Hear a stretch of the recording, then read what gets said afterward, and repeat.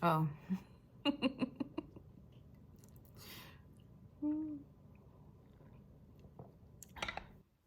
Hi, my name is Yana. I'm a modern Ajumma. Thank you, Nathan, for tagging me for this the New York book tag. It's very apt right now. Like my headspace is in New York because I've been watching and loving The Nanny by Fran Drescher, and I have to force myself to not use her accent. Oh my god, I'm so bad at accents.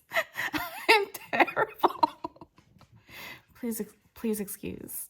Yeah, I've never watched The Nanny before growing up. It was Friends. I can only think the force of misogyny is what kept me from enjoying The Nanny at the time when it aired. Both shows discuss sex, but in very different ways. Of course, the more immature of the two ended up becoming the most popular one. Yeah, 90s sitcoms always feels so much like a bygone New York era. It's like watching a time capsule. But yeah, The Nanny's hilarious. It's charming. It's delightful. It's spicy. I've also been binging New York Korean girl vloggers. I just love watching them live their best lives. I'll put a couple of my favorites down in my description box. So what do I think of New York? I love it. I love to visit. I have a lot of fun when I'm there, but I am 100% a West Coast gal, and I always feel very far from home when I'm there. Like my equilibrium feels off. And yeah, I like to think of the city in terms of like historical, socioeconomic context. Like it's the ultimate melting pot. And not being from there, I can't not romanticize the city like a lot. And also at the moment, I very much cannot avoid the topic of industry. Like depending on your line of work, assumedly your dream job is located in Manhattan, or your work has like annual trips, expos, events, so you're regularly going to New York for your work. So personally, I think of New York very much as a workplace rather than, like, I feel like calling New York home is a very loaded term, loaded feeling. It could be. So let's get into the prompts, which are very fun. It was fun to think about. Number 1, what is your favorite book set in or around New York? I feel bad about my neck. And other thoughts on being a woman. This is a short book of essays by Nora Ephron. I love this book so much. Her musings on life, on the people that she comes across, New York living. For her in particular, it's on the Upper West Side. Even her moving to DC for a while. Like that's a big part of it too. It's more than just Manhattan. It's more than the boroughs. It's other nearby cities that New Yorkers often have a connection to because of their jobs, because of their work. This book was and remains my idealistic gateway to the quaint New York City charm of yore. Number 2, New York is famous for its skyscrapers. What is the highest building you've been up? I'm not a big heights person. It's not really from a phobia. I just don't go out of my way to be in high buildings. But like most recently, I stayed with my aunt when I visited Seoul last year, and she happens to live on the 48th floor. And when I was last in Manhattan, I visited my friend at her New York office, which was on a high floor that I can't remember. It was pretty high. Number 3, New York, so good they named it twice. What is the last book you reread? As you may or may not know, I have been rereading all of Agatha Christie, but this time solely via audiobooks, mostly performed by Hugh Fraser. I grew up reading Agatha Christie ever since childhood, and now in my late 30s, I'm revisiting the same material just in a different experience. Plus with that post-2020 revision for this oeuvre read. Yeah, I'm still wondering how I'm gonna tackle my Agatha Christie video, like what kind of questions I should be asking. Should I be thinking about how should current readers tackle Agatha Christie today? Do I do a tier list? But she has so many titles. Number 4, American Psycho was a disturbing novel set in New York. What is the most disturbing book you've read? I feel like I recently answered this with Eileen by Ottessa Moshfegh. So this time I'll go a nonfic route Catch and Kill, Lies, Spies, and a Conspiracy to Protect Predators by the one and only Ronan Farrow, which came out in 2019 and lays out not just the disturbing ordeals that the women went through, but how deeply entrenched the system really is, how high up it goes to the most senior levels to keep it in place, which after recent events, the world has come to find out more. So the disturbing aspect of this book for me was that you think that the story is about the women, and it is. But the bigger headline is how the women got there to begin with. This is very well written. It's a page turner. It's a New York story. Yeah, any semblance of security that we once felt that Catch and Kill tried to get through our heads, it's not really there. Hello, it's gone. It's gone. So this book still remains in my brain as the beginning of the end that led me to this current nihilism that systems were made to keep the powerful in power and everyone else is a cog, a battery. Number 5, where were you when you heard the news about 9/11? September 11, 2001, I was 15. And this may or may not shock you, but your girlfriend was a dummy. I was very oblivious. I wasn't political as a teenager. That's really something more that the current Gen Z can like purely affiliate themselves to. But I remember seeing it on TV in the morning, went to school, and kind of wondered what the big deal was.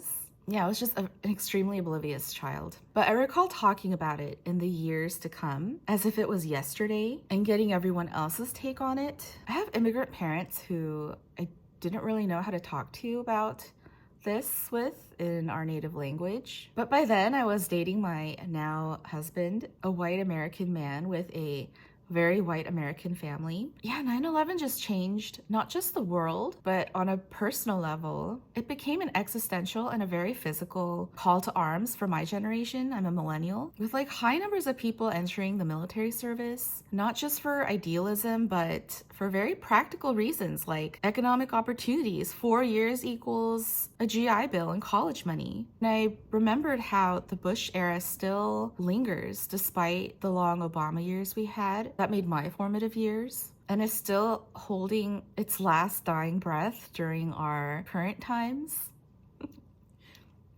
Number 6.